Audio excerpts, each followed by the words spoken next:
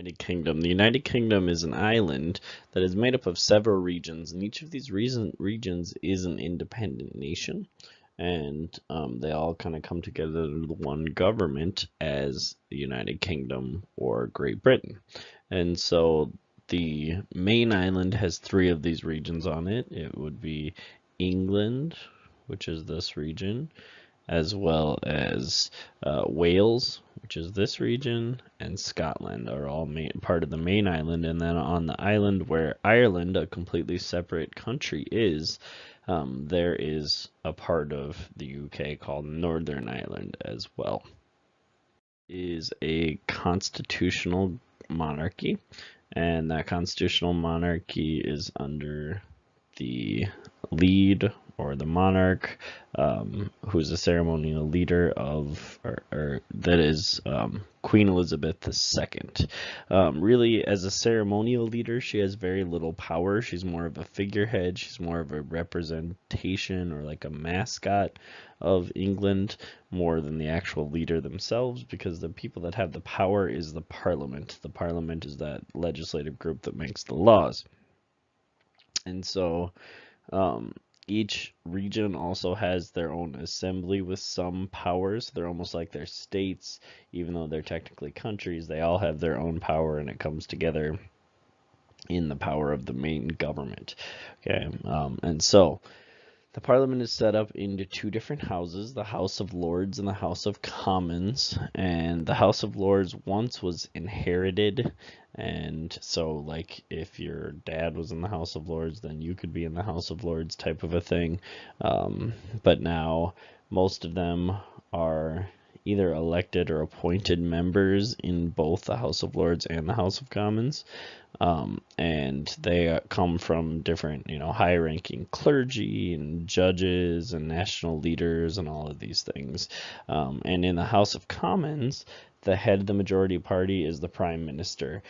Just the same setup as in Canada that we talked about before. This person is really probably the person with the most power in the United Kingdom.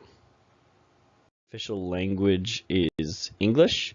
And however, some of the people speak other languages as well. You can see people in Wales speaking Welsh. In Northern Ireland, you hear a lot of Irish, and then Gaelic is spoken in different areas around it as well. Britain is part of the global economy, and so they're really a heavy part. They work a lot in the service industry, and so some of these high-end service industries include banking industry and the technology industry, and some of these high-dollar industries. But in Britain, entrepreneurs have found a great amount of success, and so you can see people that have made their own businesses are helping out and becoming richer and more powerful. And so another important industry in England is the tourism industry. It is the sixth strongest tourism industry in the entire world, and so a whole lot of people go to visit England on a yearly basis. The United Kingdom and Ireland are both members of the European Union, even though the United Kingdom is exiting, is leaving, and so at the moment they are both still members of the European Union, and they have that means a couple of different things. That means they have free trade with all of the other member nations of the European Union, and they're supposed to then use the same currency as all the other European Union countries. And so Ireland, their official currency is the euro, which is what they're supposed to do. However, the United Kingdom still uses the pound. And as we've talked about before, Britain is kind of in the middle of a controversial exit from, you've heard of Brexit, they're in a controversial exit from the European Union.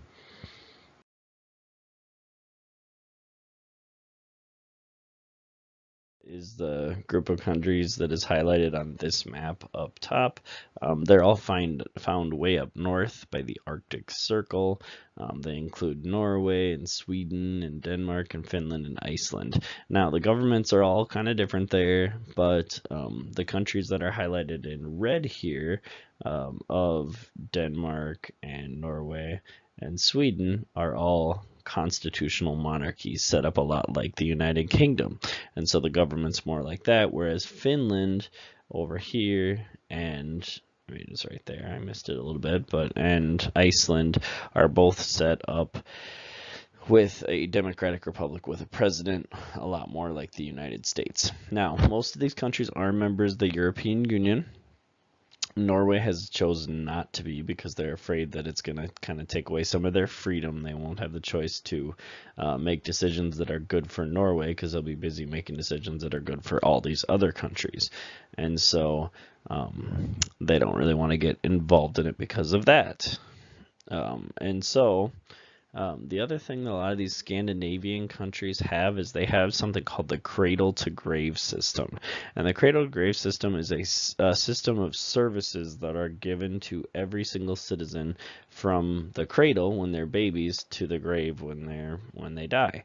And so the kinds of things that the government provides for them are health care for free. You do not have to pay for health care. You are allowed unemployment if you get fired from your job or you don't have a job or whatever. You can get supported by the government. You're also given education, including a college education, and you're given pensions, which means that when you retire, you've got money left and you get paid.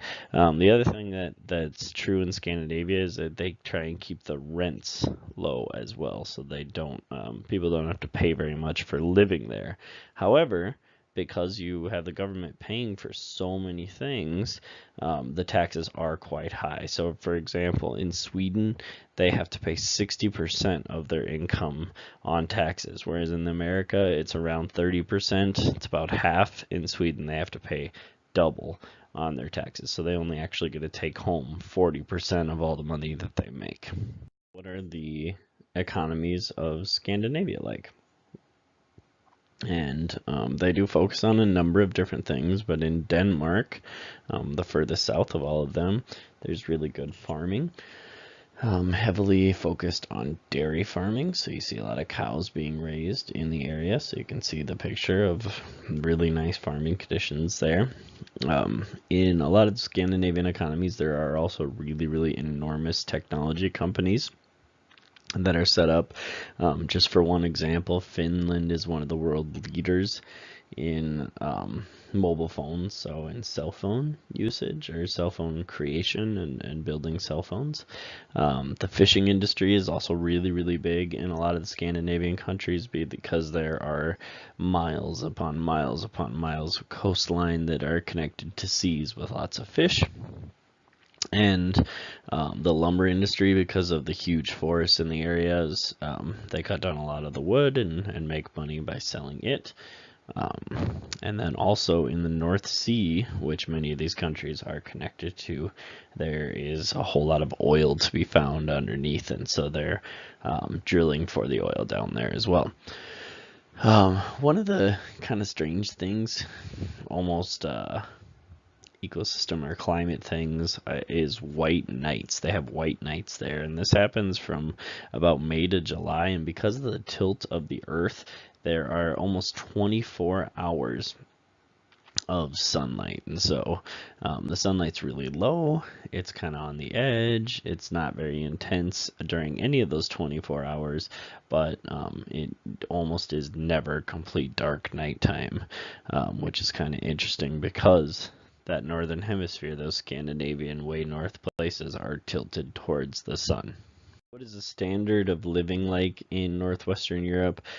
Technology has a big impact on it. The internet obviously makes life faster. Almost everybody has access to cell phones and TVs and internet and all that kind of stuff. The Danish have also used the genetic modification to make healthier food by changing the genetics of the food to make it have more caloric content and things like that. In Norway, they're trying to find as many ways as possible to preserve the water supplies, to just make sure that they have fresh water for generations to come for their people. They're also spending, especially in Scandinavia, a lot of money on R&D. R&D means research and development, and because they have such a cold climate, they use more energy than other countries do because they're trying to heat their water and heat their buildings and do all that kind of stuff. And so they're spending about 3% of their GDP on trying to find new and more environmentally friendly ways of heating all of these things, of creating energy. One last thing to talk about in the life in Northwestern Europe is there's a lot of cultural borrowing happening, and when cultures come into contact, that just means when cultures come into contact with one another, and they share their ideas, they share their languages, they share their customs. I mean, we see it here in that they share even their food. There are restaurants from many nations in all of these countries.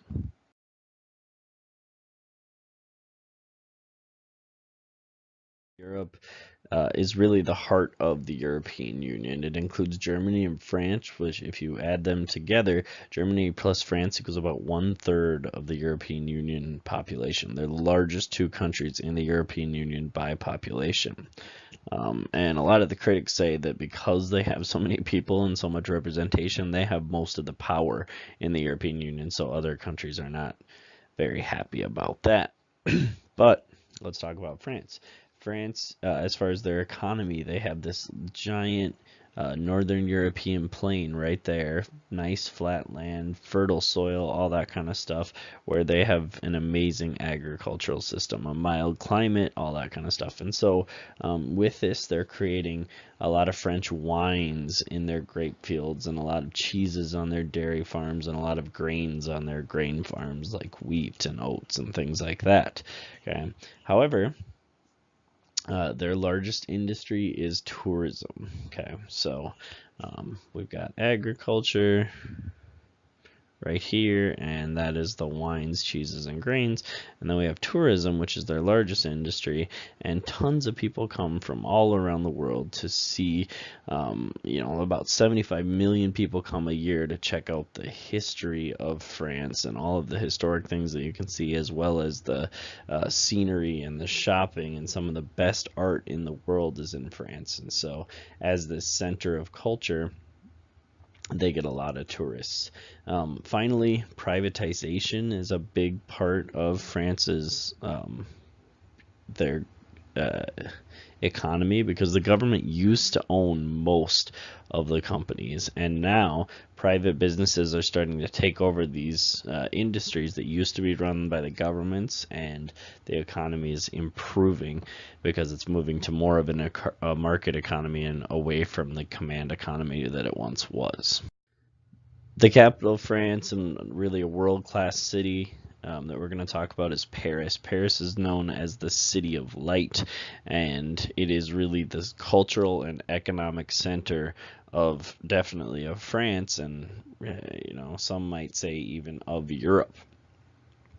And so the urban area itself is about 890 square miles, so it's a very large city. It's about 12 million people that live there. And you can see architecture from its entire very, very long history. You see Gothic churches, Baroque palaces, these elaborate giant gardens, and these modern skyscrapers, all kinds of different architecture from throughout the thousands of years that France has existed.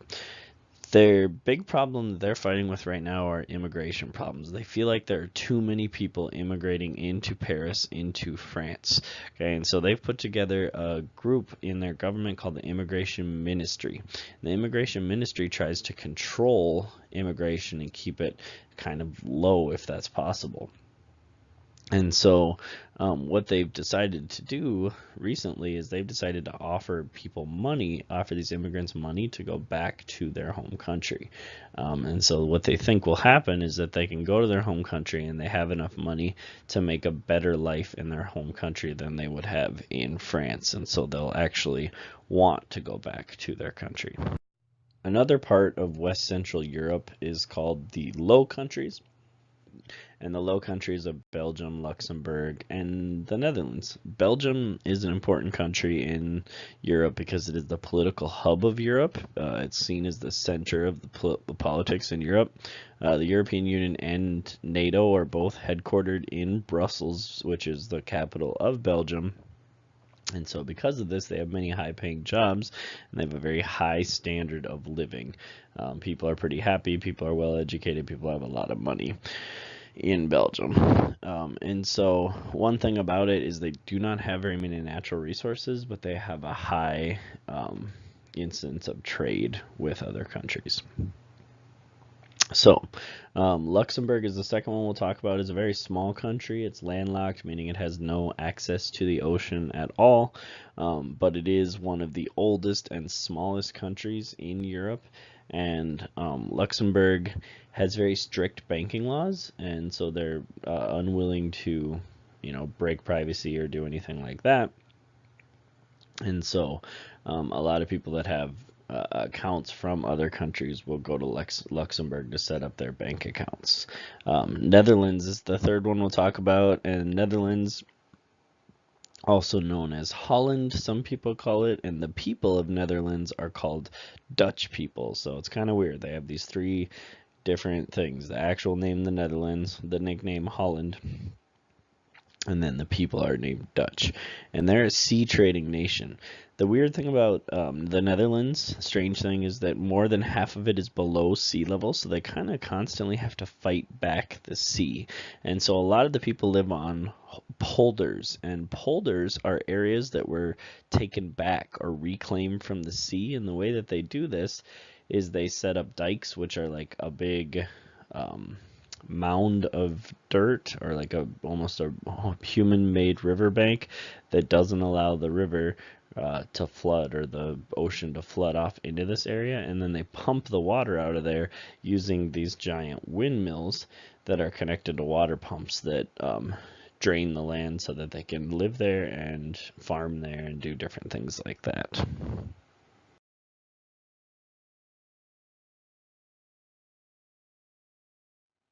Germany is the country with the largest population in all of Western Europe. The economy is one of the entire world's largest in all of Germany. Their culture, they're one of the top nations, a top nation in arts, a top nation in sciences.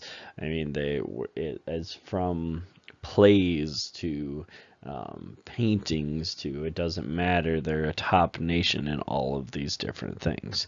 One of the really premier nations of the world, and they're Germany's very proud of their history, but what they kind of want to do is forget their mistakes, things like World War II, when they allowed Adolf Hitler to take over, and the Holocaust, when so many Jewish people were killed. So they're trying to forget those mistakes and leave them behind. In Germany, education is important. It's important that they remember their history so that they don't repeat those mistakes of World War II in particular. Now, new immigrants are coming into Germany, and they're trying to encourage tolerance as much as possible, but there are groups of anti-immigrant and anti-Semitic groups in Germany, and some of them call themselves things like the neo-Nazis, and it's gotten to the point where even some of the professional soccer players in the big leagues in Germany are saying that they're taunted for not being quote-unquote real Germans because they're immigrants that come from another country. Austria and Switzerland are also countries that are found in Central Europe.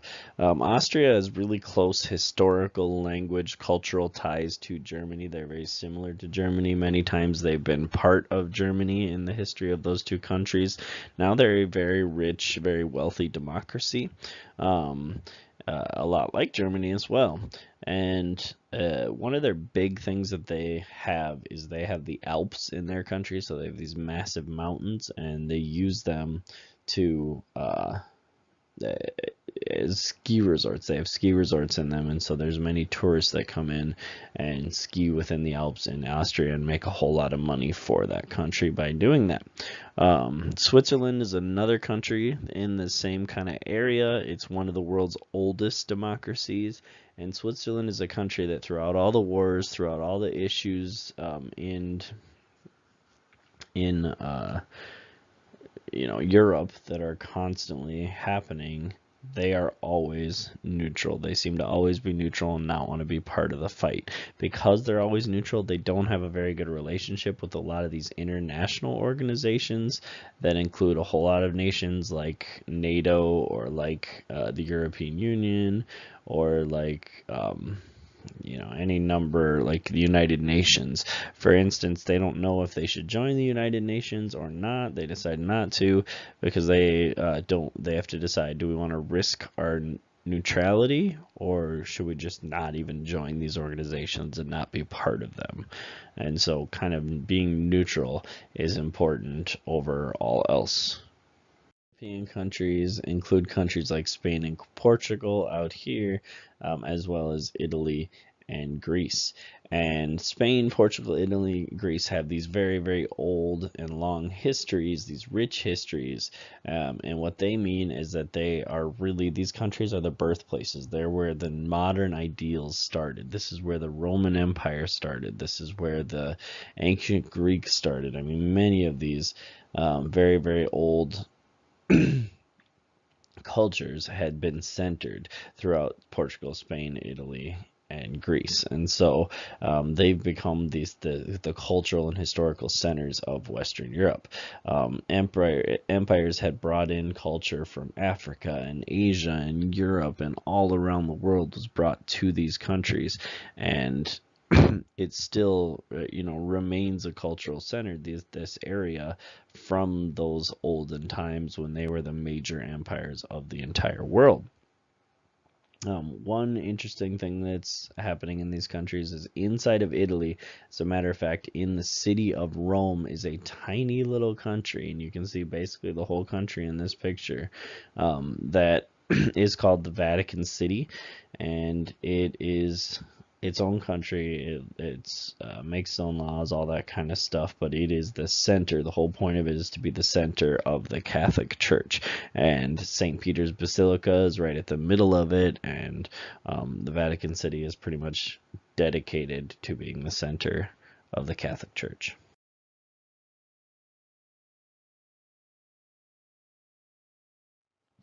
So some economic changes have been made in Southern Europe to kind of help out the economies as much as possible.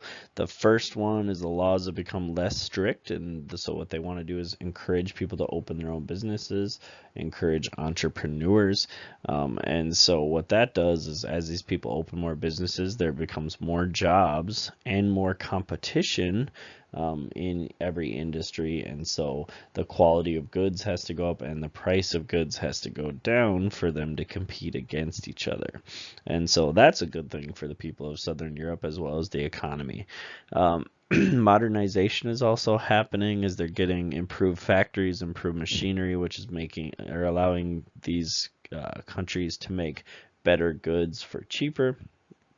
However, they do have to work really hard to compete because the Asian countries, a lot of them can make the same goods in a larger quantity, and they can make it for cheaper because their workers earn less.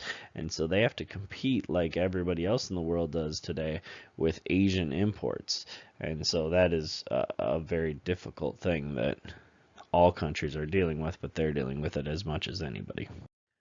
So especially in Portugal, there's been a lot of economic growth, and the reason for the economic growth is because Portugal has started to diversify. We've heard this word before, and remember, it means adding a whole bunch of different types of industries to what they used to do. So instead of focusing on just one or two industries, now they're putting many, many different types of industries, so they're not connected only to one. And they've decided to do service-based industries which are a little bit more modern industries that um, most of the like top countries are doing. And so things like telecommunications, where they're dealing with telephones and internet, as well as other things like financial, healthcare, tourism, all of these types of things. They're also starting to trust their government, and so the reason they're starting to trust their government is because the government has started to give over some of their control on the economy, and they've also started to privatize, like we talked earlier about with France. And so they've started to allow companies to make their own decisions instead of making decisions for them. And so the other thing that they've done recently is join the European Union. And with joining the European Union, their economy had a spike. It went up and then it kind of leveled off. But they also have kind of really high debt at this point, because of the growth that they've been making. There are some major challenges that Southern Europe is facing right now, though, and three of them are outlined right here. First off, it's competition with Asia. Because of Asia being able to make these lower price goods and make way more of them, they have the Asian products have just flooded the market. They've taken over the market completely. And so what they've decided to do is set up tariffs in Southern Europe to help out the domestic industries, but the tariffs hurt everybody because it makes the cost of goods be higher than they would be without the tariffs, because you are either forced to buy the higher priced local goods or buy the cheaper other goods, except for now with a tariff, they're not cheaper anymore.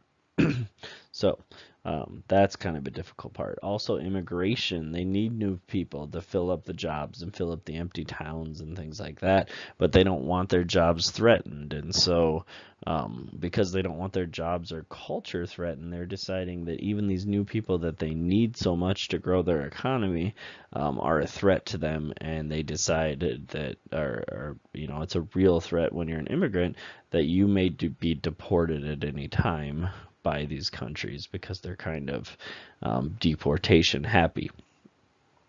They love to deport. And so the last thing is Greek shipping. Greek shipping makes a whole lot of their money off of Chinese goods. So even though they're kind of in a trade war with China and trying to take away some of China's power, most of Greece's money comes from the ships that they use to move Chinese goods from one place to another. And so they carry about 60% of China's imports to Europe are carried by Greek ships. And so they're really fueling China's growth while they're trying to fight against it in other places. So it's a difficult time in Southern Europe.